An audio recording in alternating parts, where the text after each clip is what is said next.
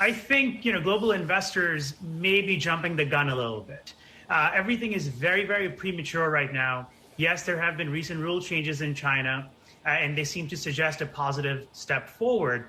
But the truth is, at the end of the day, we don't know the specifics of which companies will the SEC be able to audit according to U.S. rules and regulations, and which companies perhaps the Chinese government may decide to remove from that list, right? So if the biggest players, the bats of the world, Baidu, Alibaba, Tencent, are these companies going to open up their books to U.S. regulators for audits?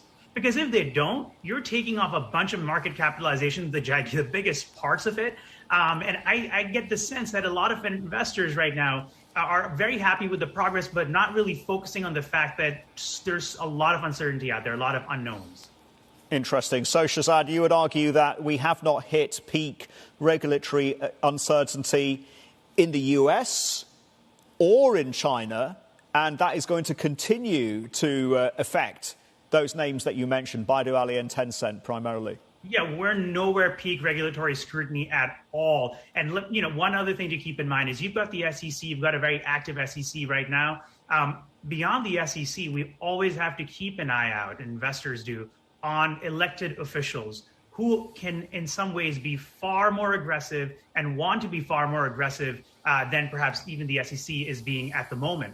So any type of weakness or perceived weakness will most certainly get a congressional response as well. So if you're talking about scrutiny from the United States in terms of Chinese businesses and their adherence to U.S. rules and regulations, I think a lot more can happen based on where we are today.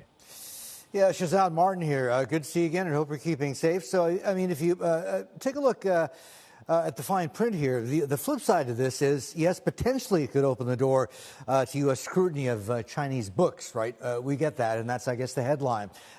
What it also says, the proposed changes to these laws, is that the onus of responsibility still lies with Chinese companies themselves. They're responsible for information security in overseas listings. And any time that they're supposed to provide quote unquote sensitive information to an outsider, they need to give a written explanation why. I mean, with that kind of thing hanging over their heads, even if U.S. regulators are allowed access, how forthcoming are these Chinese companies expected to be? I think that's exactly the other problem. And, we cannot look at this in the terms of some kind of deal, as if this was the trade deal or some kind of economic deal.